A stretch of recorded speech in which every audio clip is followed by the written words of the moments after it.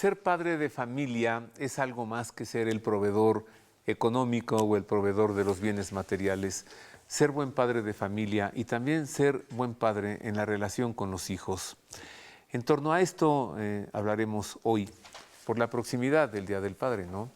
Pero nos centraremos en la figura de San José como modelo de padre de familia. Quédese con nosotros.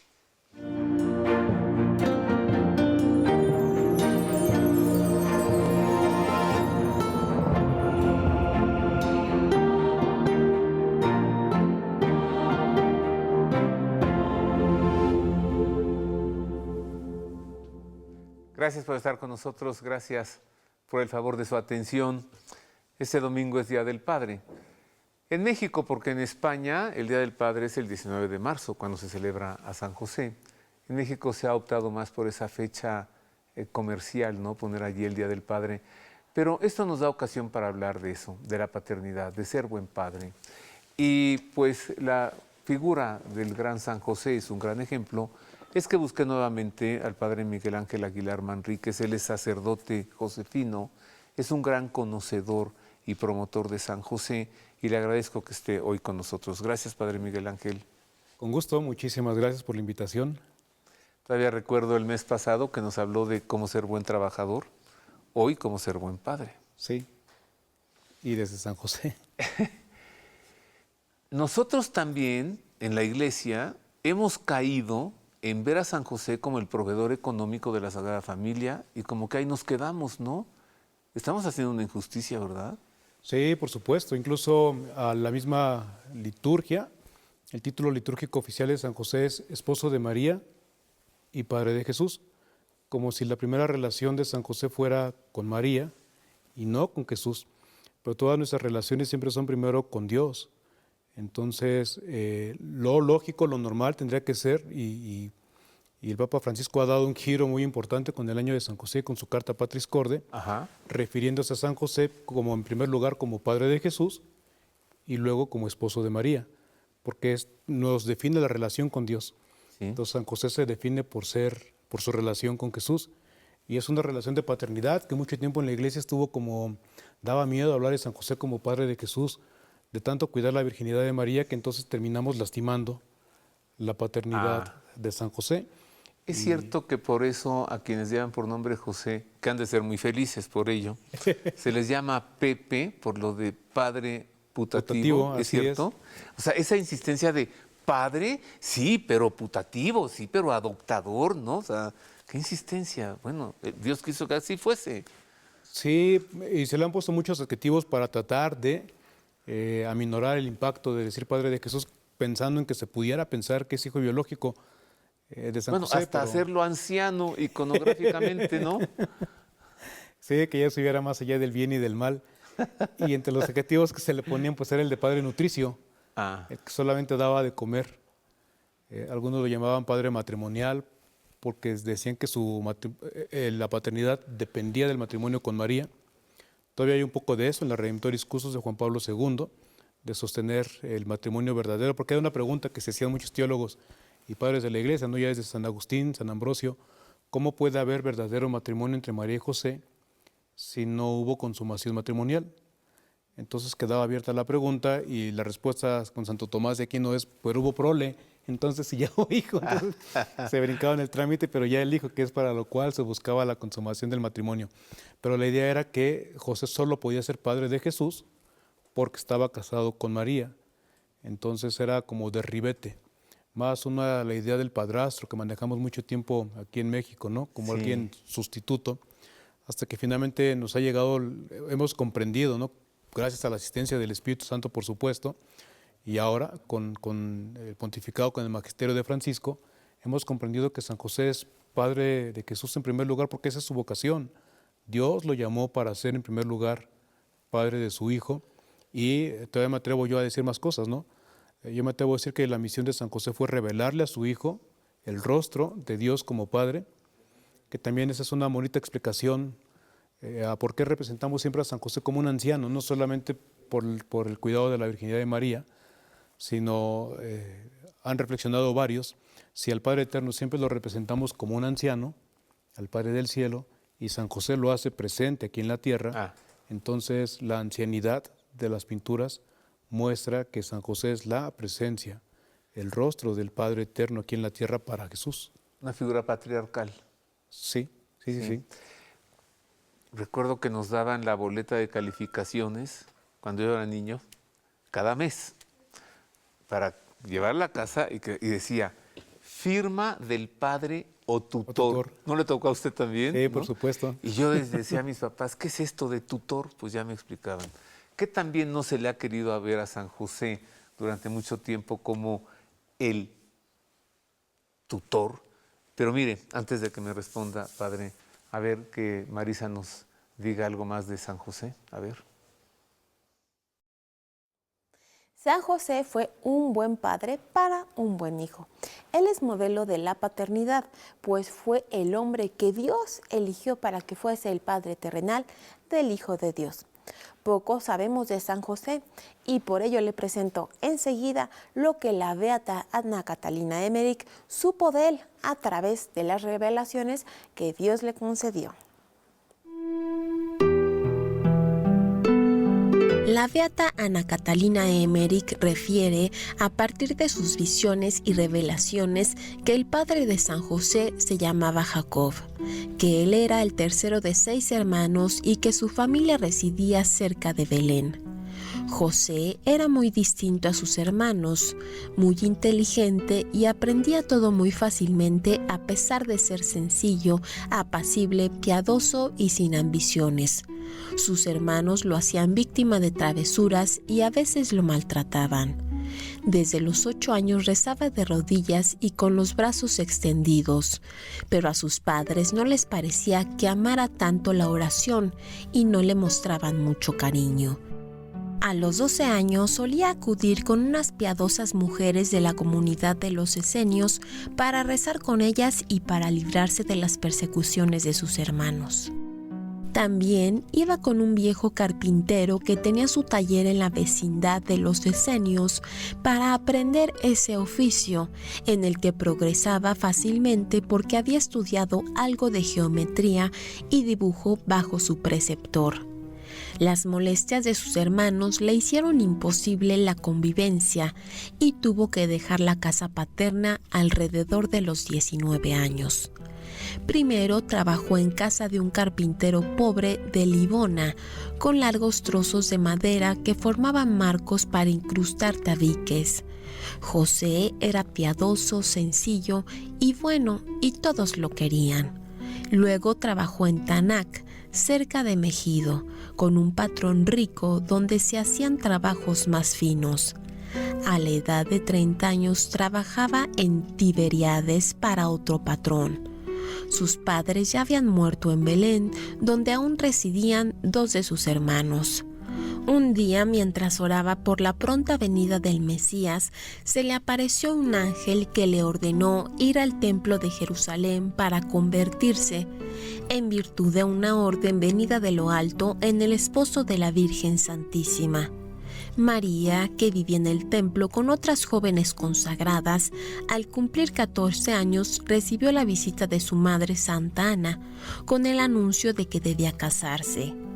En el templo, José recibió una vara de la que floreció una azucena al momento en que él se disponía a dejarla sobre el altar. Así se supo que él era el hombre designado por Dios para ser el prometido de María. Las bodas de María y José fueron solemnes y suntuosas. Duraron de 6 a 7 días y se celebraron en Jerusalén en una casa situada cerca de la montaña de Sión. Así lo presenta Ana Catalina Emmerich. ¿Está usted de acuerdo con esto que dice la beata Ana Catalina de San José? Pues yo creo que siempre ayuda a imaginarlo, ¿no? A aterrizarlo, que es como la parte más importante que no solamente pasa con San José, pero principalmente con José y con María, que de tanto que los vemos en el cielo, nos olvidamos de sus realidades concretas, históricas, sus preocupaciones, lo parecido que son a nosotros en lo humano, y creo que tenemos que romper ya con esa idea de que pecamos porque somos humanos. El pecado es inhumano, y y cuando pecamos nos deshumanizamos. Es cierto, qué bonito pretexto, ¿verdad? Es que es humano, déjenlo. Pues no. Sí, y no. Pues no. Si nosotros nos esforzamos, y no por dejar de ser humanos, sino por no pecar. Sí, por supuesto. Entonces creo que los santos nos enseñan en dónde está la verdadera humanidad. ¿Y usted se imagina a San José ancianito, viejito, o se lo imagina como yo? Digo, como yo me lo imagino. Sí, fuerte, por supuesto, sí, joven, ¿cómo? Pues es que de entrada tendrían, el matrimonio en aquella época se daba a los 13 años. Entonces, por eso Jesús cuando se pierde en el templo, que tiene 12 años, ya está cerca del Bar Mitzvah, ¿no? Ya va a dejar de ser hijo, sí, no es que deje de ser hijo de José, pero ya no va a ser Yeshua Bar Yosef en el sentido de que José le tiene que decir lo que tiene que hacer. Ahora será Bar Mitzvah, hijo de los mandamientos. Ya puede tomar sus propias decisiones. Entonces eso es a los 13 años. Claro que no había medicina y entonces uno envejecía más rápido de lo que envejecemos ahora. Y a los 15 años pues tenían la pinta de un chavo de 20, 25 años. Pero es joven, ¿no? Es alguien totalmente joven, alegre, dinámico. Yo por supuesto cuando veo a los papás jóvenes lo primero que pienso siempre es en San José.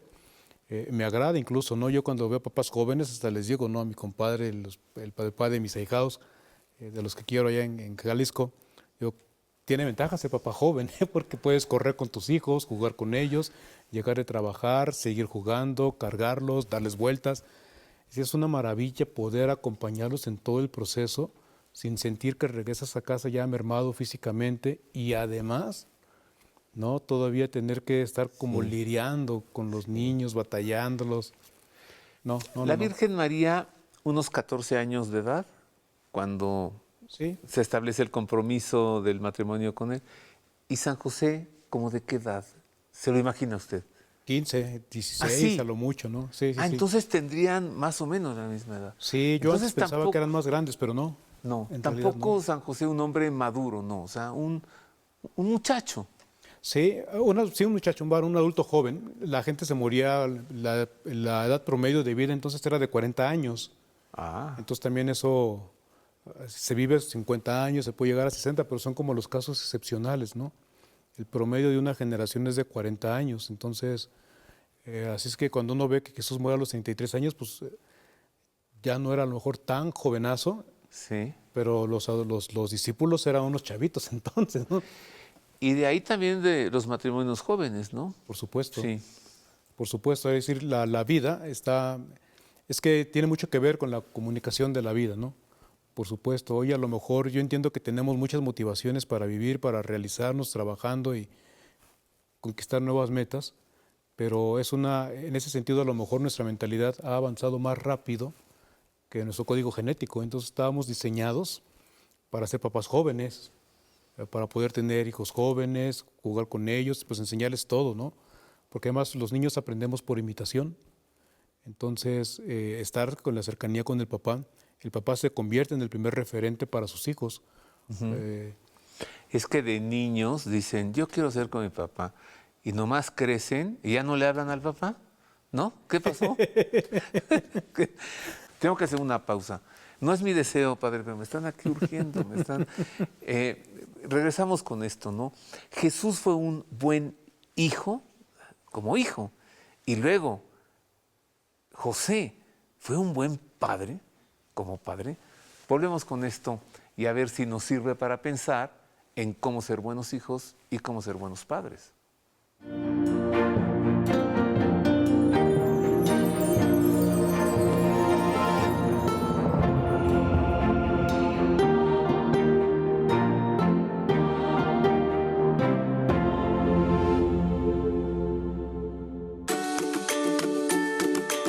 Librerías Verbum, más de 20 años de servicio. Más de 8,000 títulos en temas de exégesis bíblica, teología, filosofía, liturgia, rituales, vida religiosa, espiritualidad, sociedad y religión, arte sacro y, por supuesto, las mejores Biblias al mejor precio.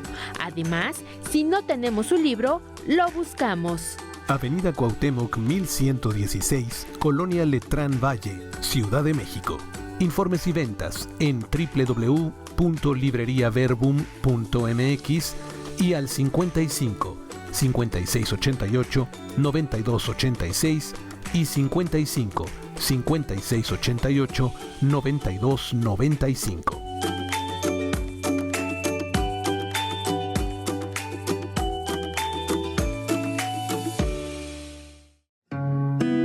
La Universidad Católica Lumen Gentium invita a participar en el primer Congreso Internacional de Acompañamiento Formativo en Situaciones de Trauma y Abuso.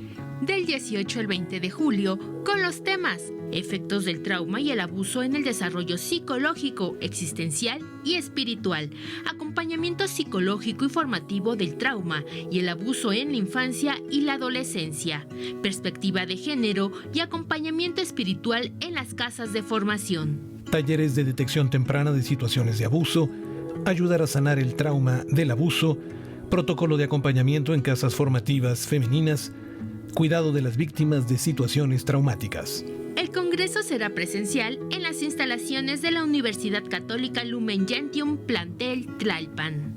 Informes a los teléfonos 55 78 81 06 57 y 55 41 41 16 99 o al correo electrónico promocionuclg@gmail.com. Reserve de inmediato. Lugares limitados.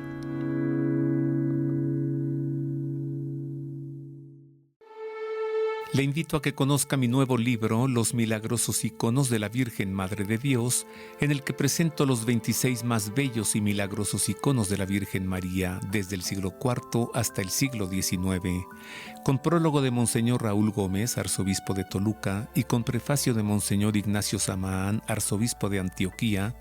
El libro describe la iconografía y la clasificación de los iconos marianos bizantinos.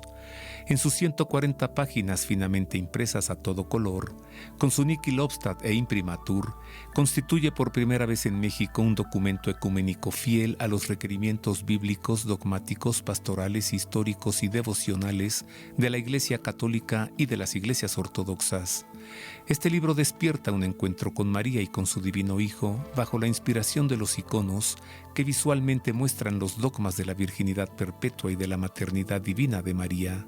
Lo encuentra en la Casa de San José y en Librería Verbum.